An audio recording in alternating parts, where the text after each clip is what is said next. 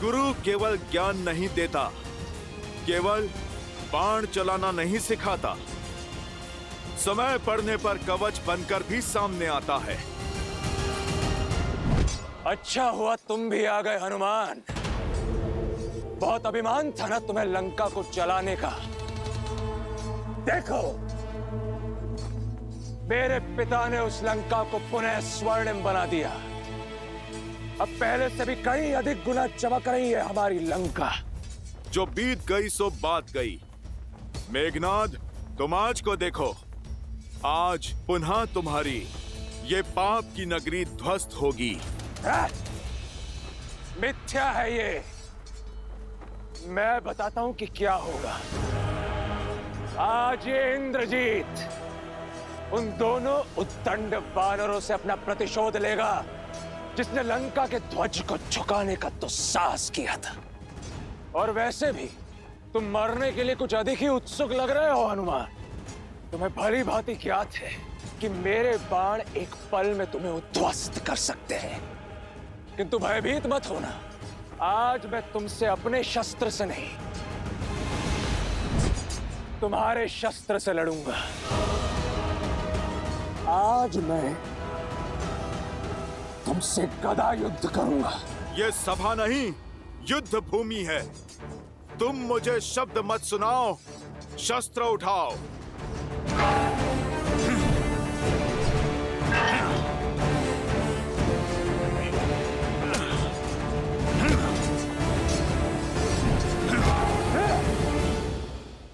युद्ध बल से नहीं, रणनीति से जीते जाते हैं वानर।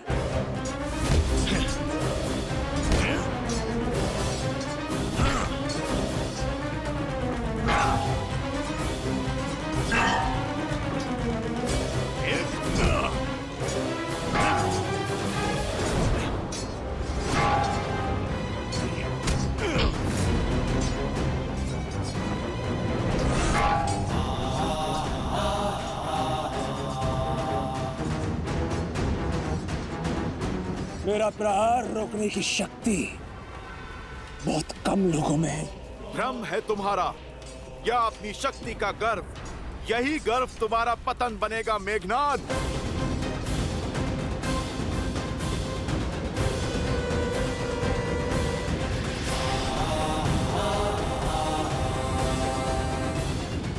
भ्रम तो तुम्हारा टूट रहा है वानर। पिछली बार तुम भाग्यशाली रहे, किंतु स्मरण रहे, भाग्य अधिक समय के लिए साथ नहीं देता।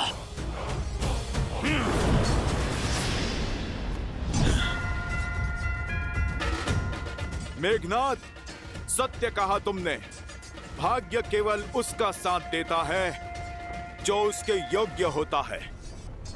मुझे तो लगा था कि यह युद्ध अत्यंत उबाऊ और एक पक्ष का होगा, किंतु वास्तव में तुम्हारे साथ युद्ध करके अत्यंत आनंद हो रहा है मुझे वानर। आनंद तो मुझे भी हो रहा है कि मैं अपने प्रभु श्री राम को न्याय दिलाने के लिए युद्ध कर रहा हूं।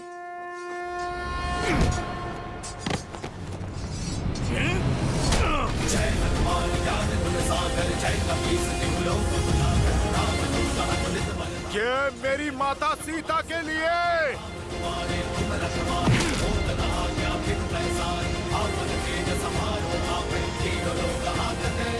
ये अंगद की ओर से।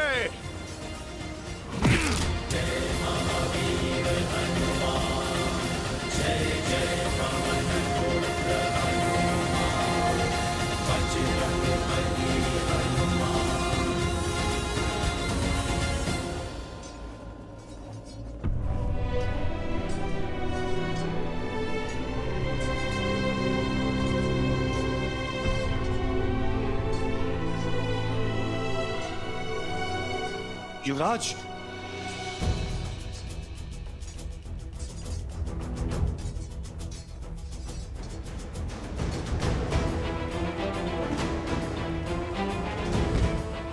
सैनिक शीघ्र। जामवन जी। अंगद, अच्छा युद्ध किया मेरे शिष्य ने। अब इसे उपचार की आवश्यकता है। अवश्य हनुमान जी। महाराज, महाराज, हनुमान और युवराज इंद्रजीत में भयंकर युद्ध हुआ और शुभ समाचार में विलंब मत करो शुभ। बताओ मेरे मेघनाथ ने कैसे मारा उस बड़ बोले वानर को। महाराज, समाचार अशुभ है महाराज। युद्ध भूमि में युवराज मूर्छित हो गए हैं। मैं तो केवल आपके आदेश का पालन कर रहा हूं महाराज।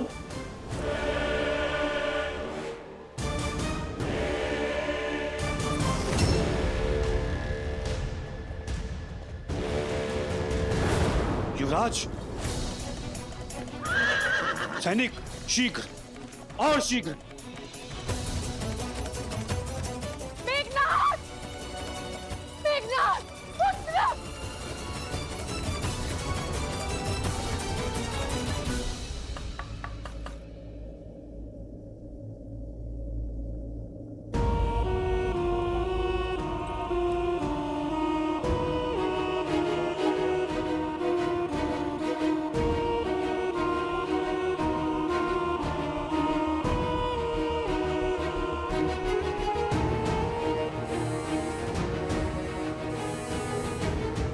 लंकेश,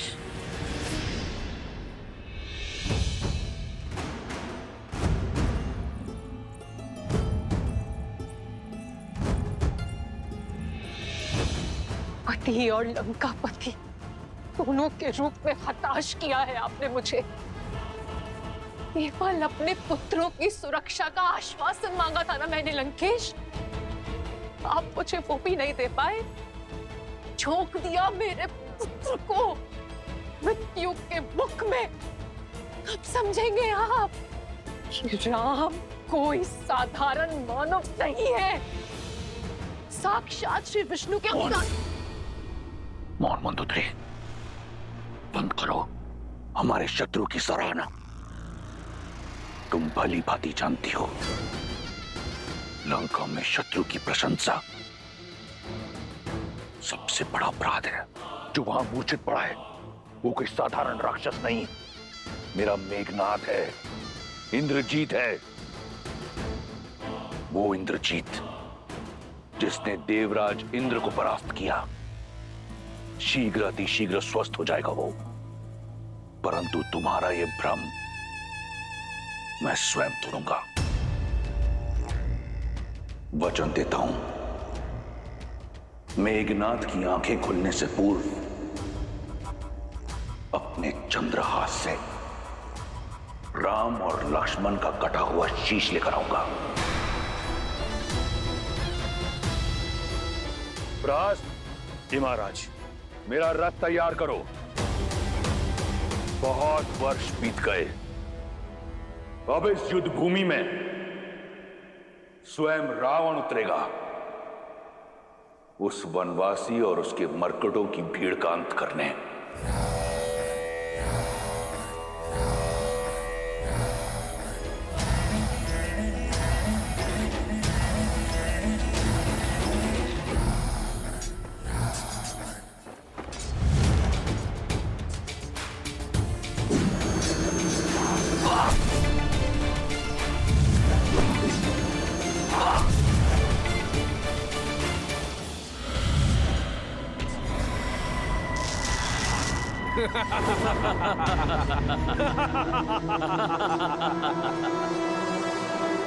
चाहे जितना प्रयास कर लो, हम चारों को नहीं मार पाओगे तुम।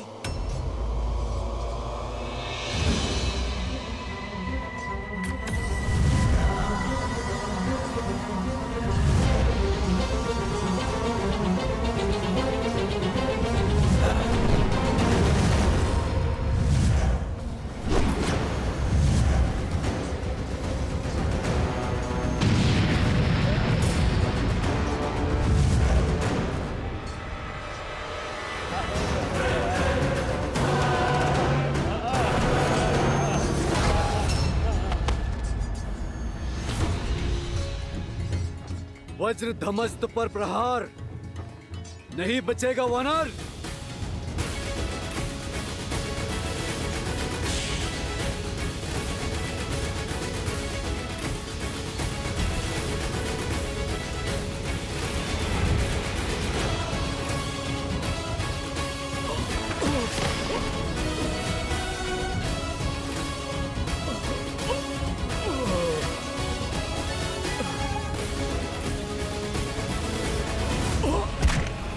वानर वानर क्या करते हो? जय श्री राम बोलो। जय श्री राम। जय श्री राम।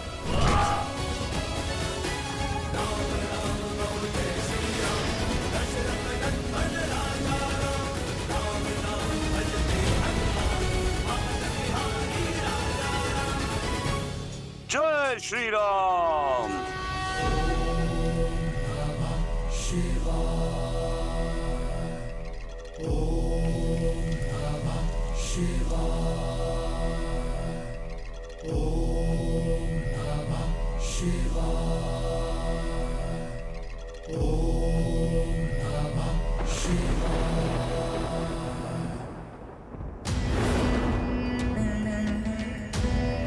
महादेव, मैंने जीवन भर पूरी श्रद्धा और निष्ठा से आपकी भक्ति की है। अब समय आया है कि मैं अपने राज्य और अपने कुल की भक्ति करूं। युद्ध का शंखनाद बज चुका है। सेना लंका के द्वार पर है और मुझे राजा होने का कर्तव्य निभाना है।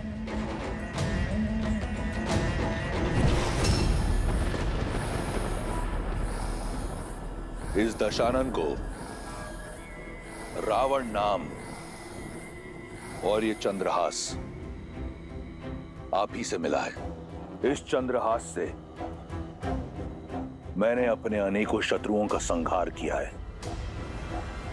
आशीर्वाद दीजिए कि मैं अपना वचन निभा सकूं। मेघनाथ को राम और लक्ष्मण का शीश उपहार में दे सकूं। जब तक आपका आशीर्वाद मेरे साथ है,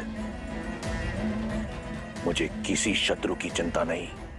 आशीर्वाद दीजिए कि रावण के रण का आरंभ राम के प्राणों का अंत करेगा।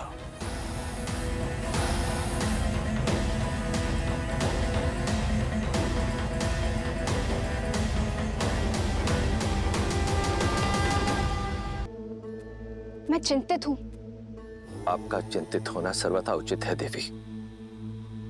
नारायण इस समय नर रूप में है,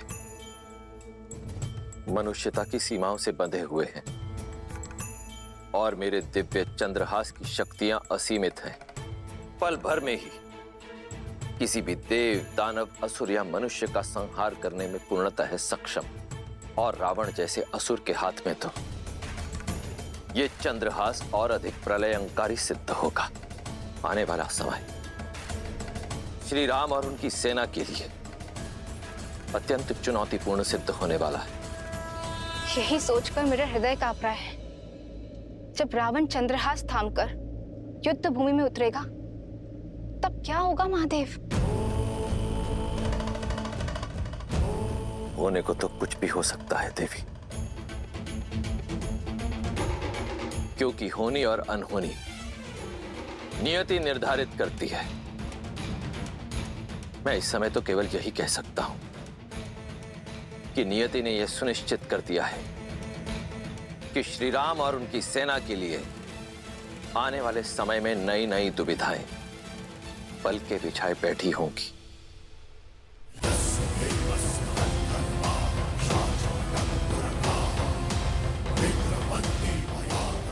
जो हमारा सामना नहीं कर पा रहा, वो लंकेश के विरुद्ध क्या टिकेगा? अभी भी समय है राम, लौट जाओ, अन्यथा तुम्हारा अंत इतना भयानक होगा, स्वयं काल भी देखकर भयभीत हो जाएगा।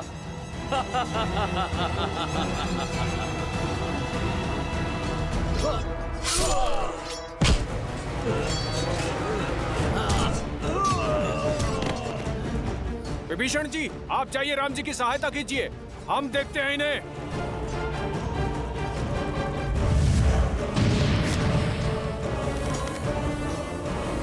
प्रभु, इन चारों का अंत ऐसे नहीं होगा। इन चारों को मारने का केवल एक ही उपाय, आपको एक ही बाण से इन चारों को भेदना होगा। निकाला नहीं, तुम्हें तो मृत्यु दंड दे देना चाहिए था। मृत्यु दंड! राक्षस कुल के नाम पे कलंक हो तुम, कलंक! घर का भेदी ही लंका ढाएगा। प्रभु, समय व्यर्थ मत कीजिए, अपने राम बाण का उपयोग कीजिए, जो आपकी इच्छानुसार किसी भी लक्ष्य को भिन्न दिशाओं में भेज सकता है। इस विश्वासघाती ने हमारा भेद अवश्य खोला है। जब तक हम एक साथ नहीं आएंगे, हमें मारोगे कैसे?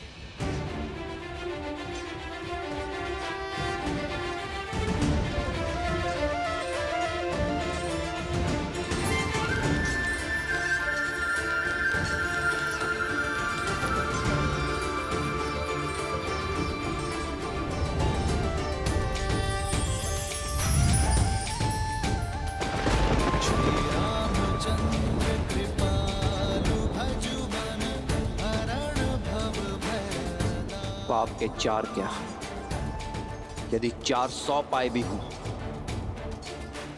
तो भी धर्म का बाण उन्हें चीर डालता है। हर हर महादेव।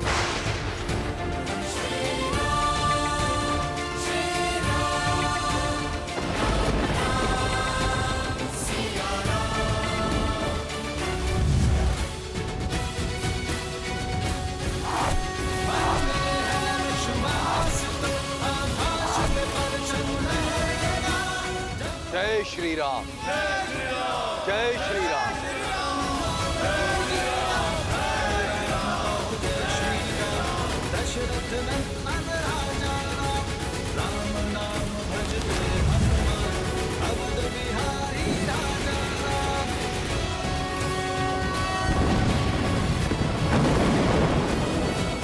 वानर वीरों, लंका का द्वार खुल गया है तुम सबके लिए। जय श्री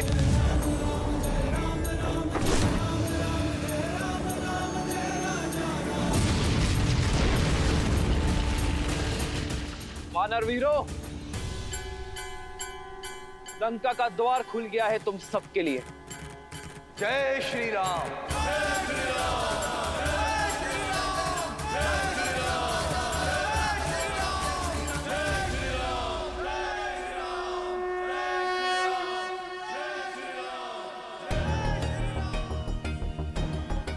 ये अकस्मात श्री राम की जय जयकार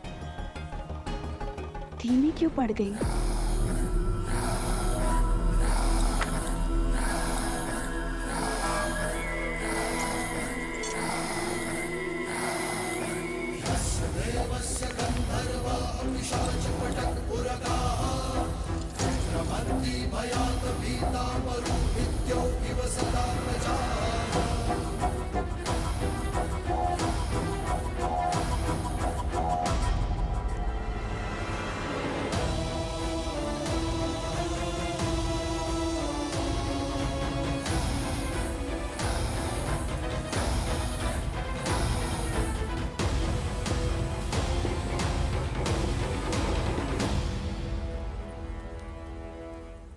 सीता, बुरा समाचार है।